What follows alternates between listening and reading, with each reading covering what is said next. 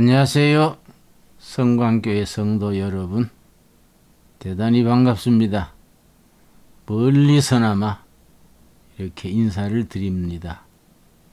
오늘은 디모데전서 3장 16절 말씀을 본문으로 하여 복음의 신비, 그런 제목으로 은혜를 나누고자 합니다. 복음의 신비에는 5가지 핵심 신비가 있습니다.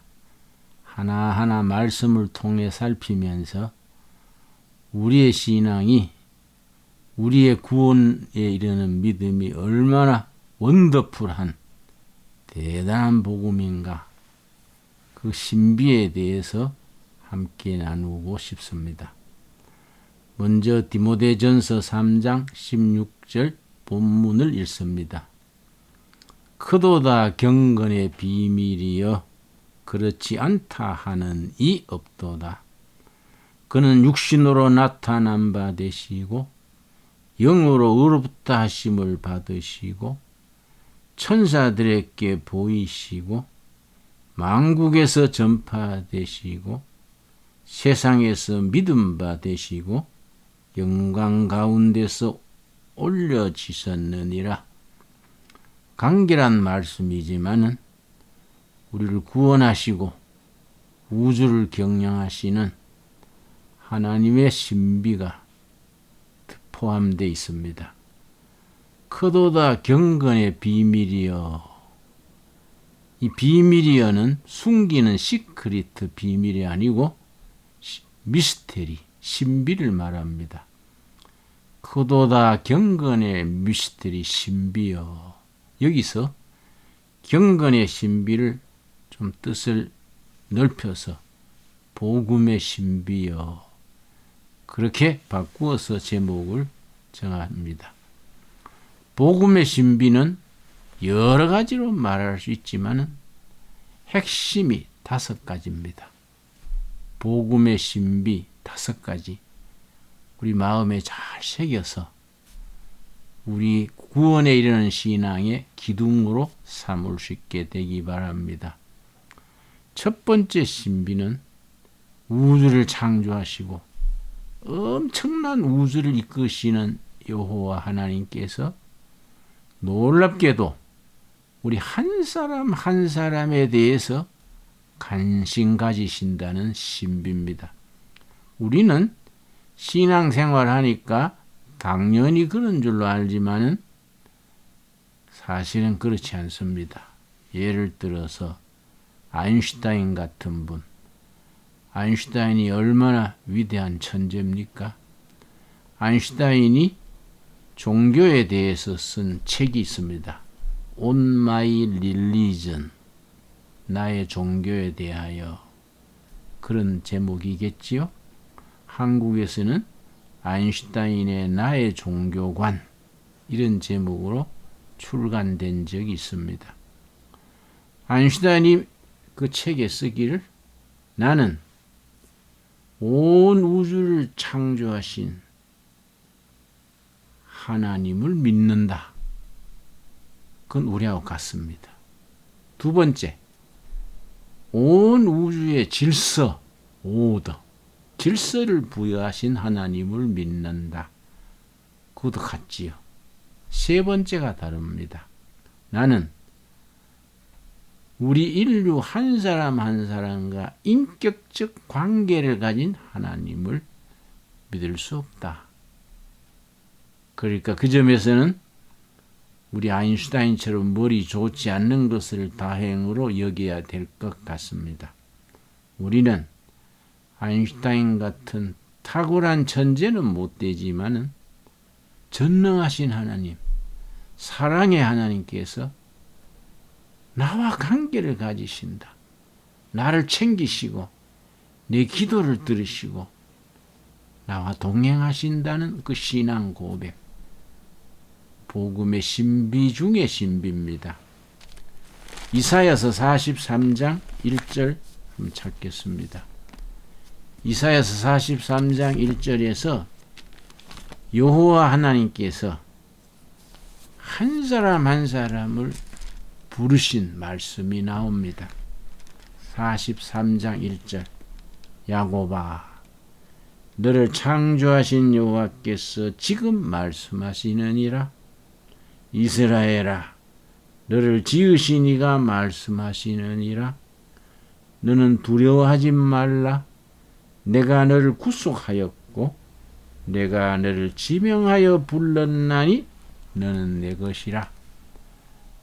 바로 지금 우리들에게 주시는 살아계신 하나님의 살아있는 말씀입니다. 내가 너를 지명하여 불렀으니 너는 내 것이다. 옛날에 쓰여진 옛날 얘기가 아니고 지금 우리에게 주시는 살아있는 말씀입니다. 내가 너를 지명하여 불렀다.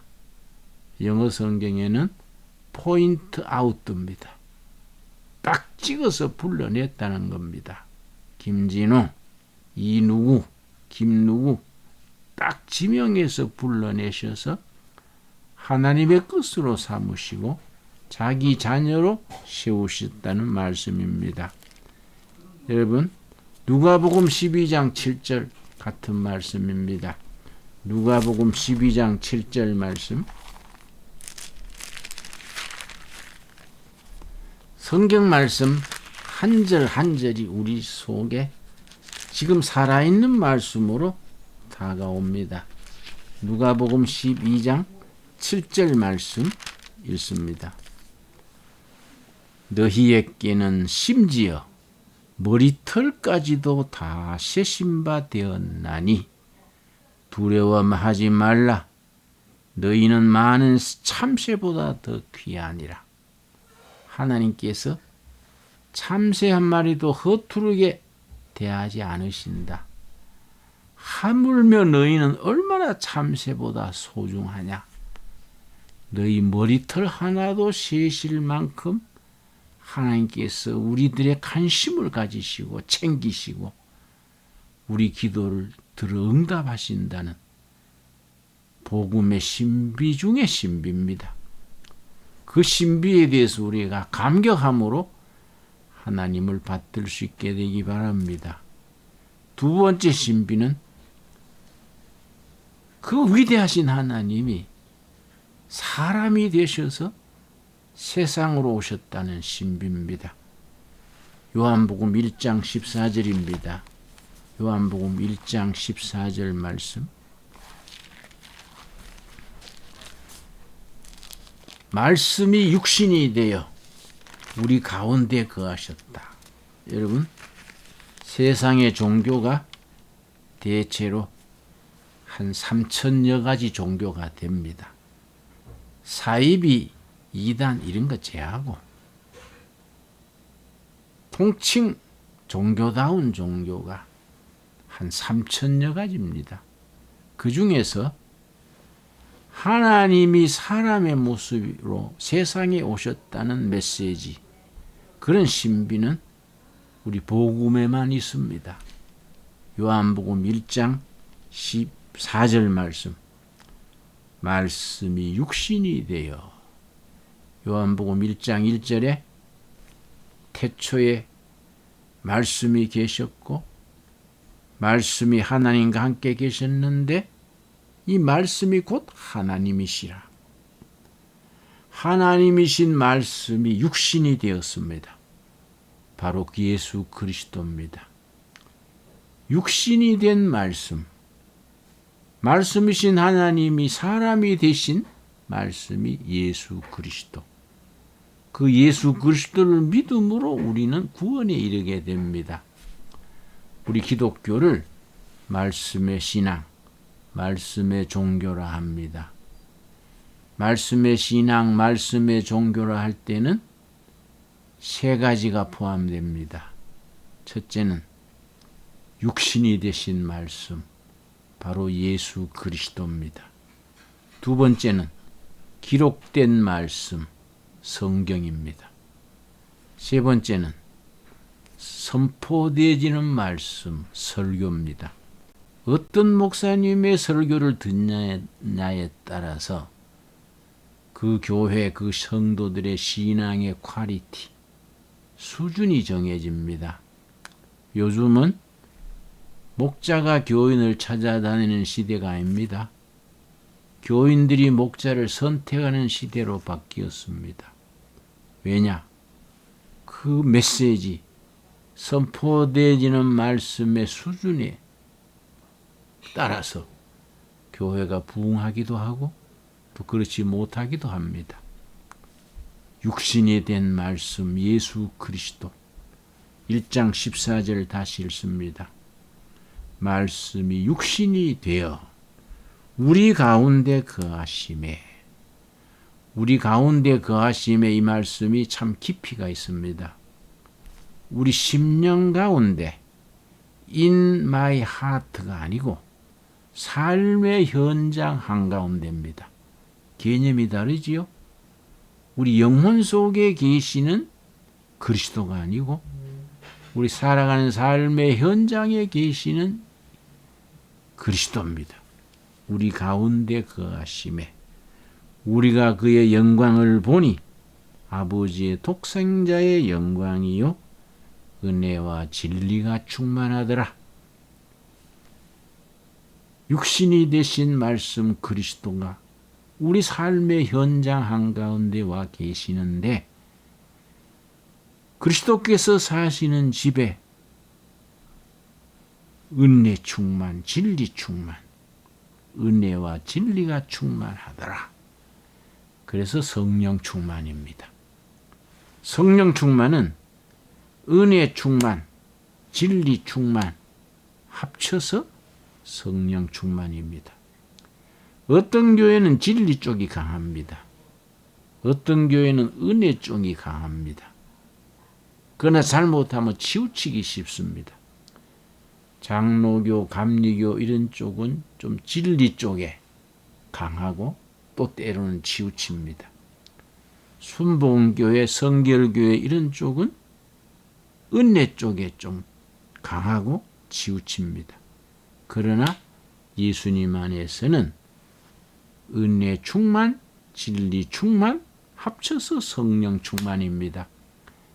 바라기는 성광교회가 은혜 충만하고 진리 충만한 성령 충만한 교회로 그렇게 나아갈 수 있게 되기 바랍니다. 복음의 신비의 세 번째 말씀드립니다. 바로 말씀이 육신이 되어 우리 가운데 오셨는데 우리 가운데 오신 이 땅에 오신 하나님 그리스도께서 온 우주의 주인이신데 대접받으러 오신 게 아니고 높임받으러 오신 게 아니라 섬기러 오시고 고난당하러 오시고 어디까지 섬기셨느냐? 십자가에 죽으시기까지 섬기셨다는 겁니다. 이거는 우리 일반적인 통념과는 거리가 너무 떨어진 신비입니다. 우주의 주인 되신 하나님이 이 땅에 오실 때 높임받고 대접받고 존귀함을 받아야 되는데 고난당하러 오셔서 태어나실 때부터 저 이스라엘의 변두리 그 말구유에 베들레헴 말죽통에 나시고 고난당하시고 채찍질 당하시고 십자가에 죽으시기까지 한 우리의 상식과는 벗어난 신비입니다. 여기에 대해서 이사야서 53장이 구체적으로 쓰고 있습니다. 이사야서 53장 우리 천천히 같이 찾겠습니다. 이런 성경 찾으실 때는 서두르지 마시고 천천히 찾기 바랍니다. 이사야 53장을 구약의 복음장이라 그럽니다. 이사야 53장 속에 복음의 엑기스가 담겨 있기 때문에 구약의 복음장 그렇게 별명이 붙어 있습니다.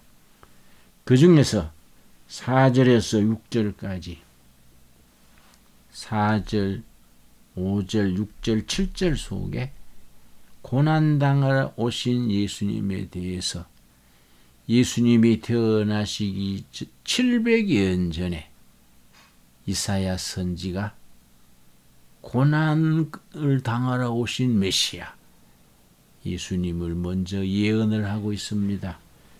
53장 4절입니다.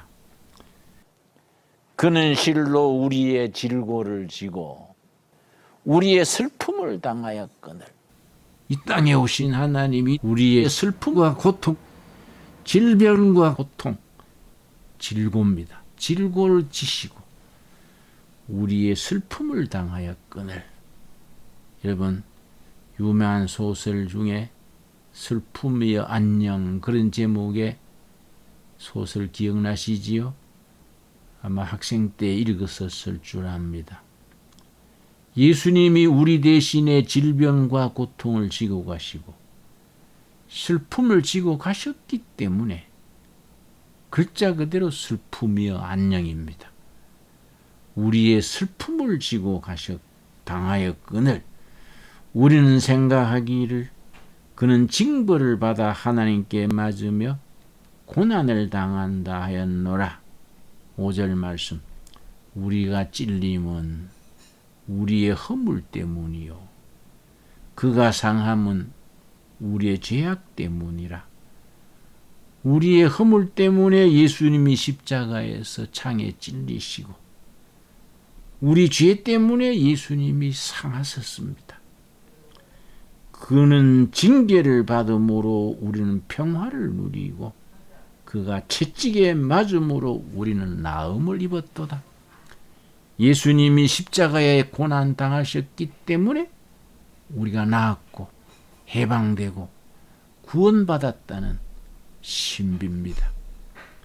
6절 말씀.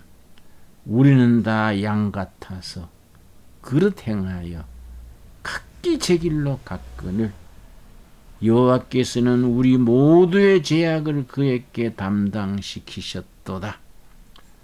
우리가 져야 될 죄의 짐, 사망과 심판의 짐을 예수님이 이 땅에 오셔서 고난당하시는 메시아로 오셔서 대신 지시고 우리를 구원하시고 해방시키셨다는, 고난당하시되 죽으시기까지 당하셨다는 복음의 신비입니다. 그야말로 신비 중의 신비입니다. 네 번째 신비가 있습니다. 바로 부활하신 신비입니다. 고난당하시고 십자가에 죽으시고 묻히셨는 걸로 끝났으면 옛날에 일어났던 한 의로운 사람의 이야기로 끝났을 겁니다. 그러나 3일 만에 무덤을 깨치시고 부활하셨기 때문에, 그래서 우리에게 복음이 우리에게까지 온 겁니다. 신비 중의 신비입니다. 마태복음 20장 18절 보겠습니다. 마태복음 20장 18절 말씀. 보라, 우리가 예루살렘으로 올라가노니 인자가 대제사장들과 서기관들에게 넘겨짐에 그들이 죽이기로 결의하고, 십자가에 죽으실 일을 먼저 말씀하시고 이방인들에게 넘겨주어 그를 조롱하며 채찍질하며 십자가에 못 박게 할 것이나 제3일에 살아나리라. 기독교 복음의 신비의 클라이막스입니다. 첫째 날, 둘째 날은 고난당하시고 멸시당하시고 십자가에 죽으시고 묻혔습니다. 그러나 제3일에 부활하셨습니다. 그래서 기독교를 제3일의 신앙, 부활신앙은 제3일의 신앙입니다. 첫째 날과 둘째 날은 고난당하시고 왕따당하시고 십자가에 죽으시는 날이 첫째 날, 둘째 날입니다. 그러나 우리에게는 제3일이 있습니다. 부활의 날이 있습니다. 부활의 신비입니다. 여러분, 부활하신 예수님이 우리의 주인 되시고 형님 되시고 오빠 되시고 예수님과 더불어 우리가 온 우주를 상속하시는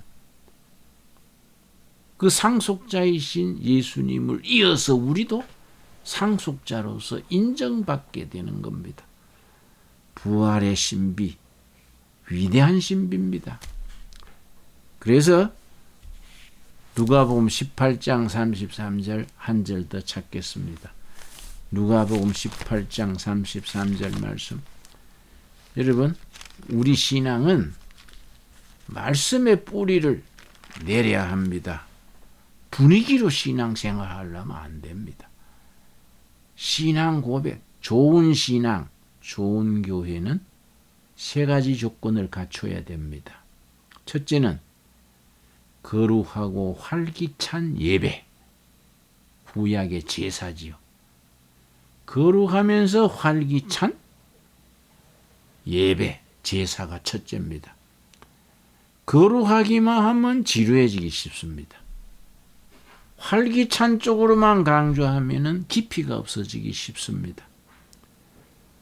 우리 하나님은 예배 받으시기를 기뻐하시는 하나님이라 하셨는데 거룩하고 활기찬 예배 정말 중요합니다.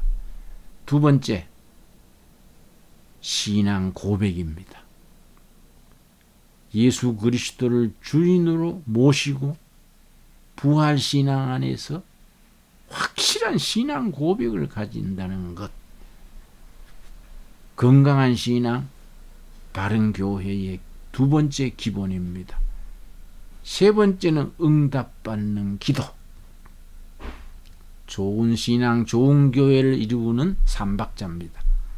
다시 되풀이합니다. 거룩하고 활기찬 예배. 두 번째, 분명한 신앙 고백. 셋째, 응답받는 기도.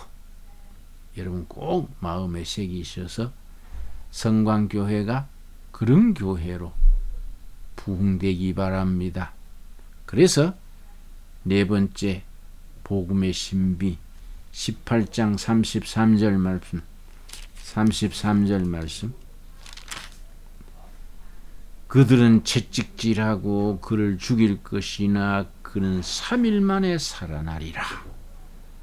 첫째 날, 둘째 날은 채찍질 당하고 묻히시고 죽으셨으나 제3일에 살아날 것이다. 복음서에 거듭거듭 제3일의 신앙, 부활의 영광을 일러줍니다. 마지막 다섯 번째 신비입니다. 여러분, 복음의 신비 5가지 중에 4가지 말씀드렸습니다. 복습하고 결론으로 들어가겠습니다. 우리의 신앙은 신비의 복음입니다. 첫째는 무슨 신비냐?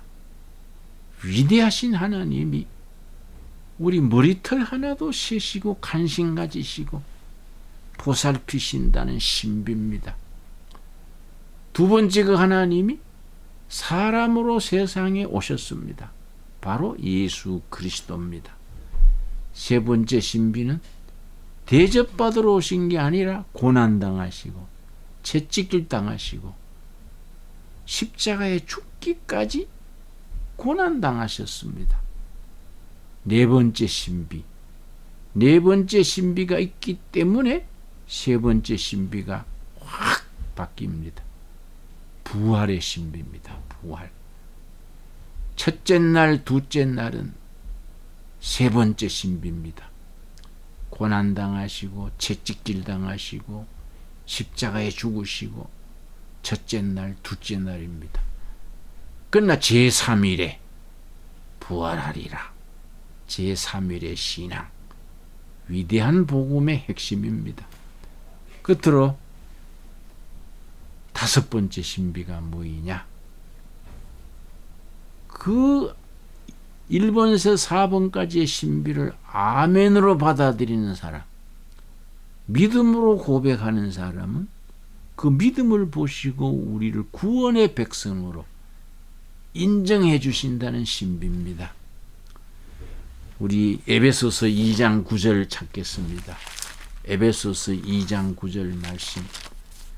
여기서 우리가 복음이 우리 심령 속에 살아있는 복음으로 확실하게 뿌리 내리게 됩니다. 에베소서 2장 9절 말씀 우리 천천히 찾겠습니다. 위대한 약속입니다. 2장 9절 말씀 2장 8절입니다. 에베소 2장 8절 말씀. 너희는 그 은혜에 의하여 믿음으로 말미암아 구원을 얻었으니, 구원을 받았으니, 우리 무슨 행위나 공로가 아니라 앞에 나온 복음의 신비를 아멘으로 믿는 믿음으로 구원을 받게 된 겁니다. 구원을 받았으니 이것은 너희에게서 난 것이 아니요 하나님의 선물이다. 여러분 아멘 하시지요? 이 땅에 오신 하나님 그리스도를 나의 주인으로 마음으로 믿어 입으로 고백하시지요? 그 자체가 구원 얻는 자격입니다. 그래서 그 복음을 누리고 사는 겁니다. 요한복음 5장 24절에 분명하게 일러줍니다. 요한복음 5장 24절입니다.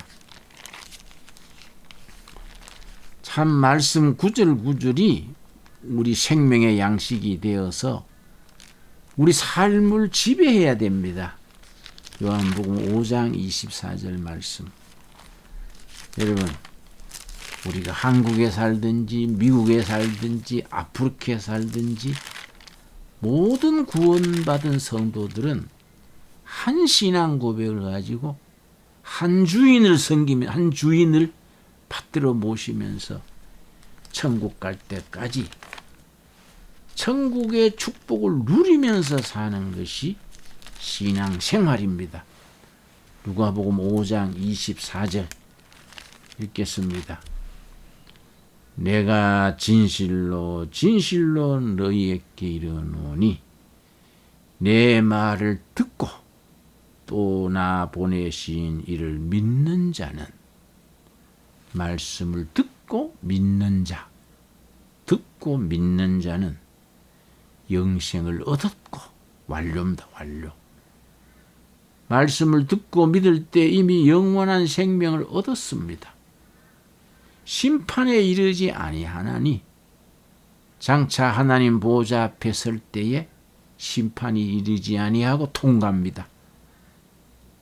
그 이름이 하늘나라 생명책에 딱 기록되어 있어서 심판에 이르지 않고 통과합니다. 그러고 사망에서 생명으로 옮겨져서 살고 있습니다. 지금 사망에서 생명으로 옮겨져서 생명을 누리고 사는 것이 신앙생활입니다. 여러분, 신앙생활은 분명하고 확실해야 됩니다. 심플 앤드 클리어 그럽니다. 복음은 복잡하지 않습니다.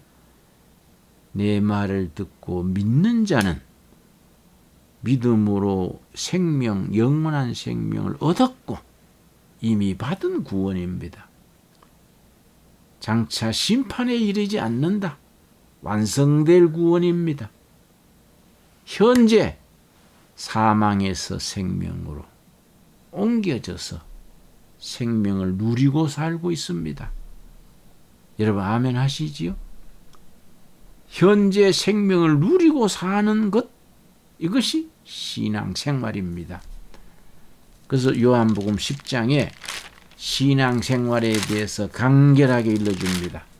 신앙생활은 구체적으로 간결하게 정의해서 신앙생활은 어떤 생활이냐? 요한복음 10장 10절에 일러줍니다. 도둑이 오는 것은 도둑질하고 죽이고 멸망시키려는 것뿐이요 내가 온 것은 양으로 생명을 얻게 하고 풍성히 얻게 하려는 것이라. 생명을 얻어서 풍성히 누리는 것. 생명을 얻어서 의롭게 되어서 구원받아서 얻은 생명을 누리는 것이 신앙생활입니다. 신앙생활은 생명 누리기입니다. 생명 누리기. 여러분, 생명을 누리는 복된 성도들로 살아갈 수 있게 되기 바랍니다.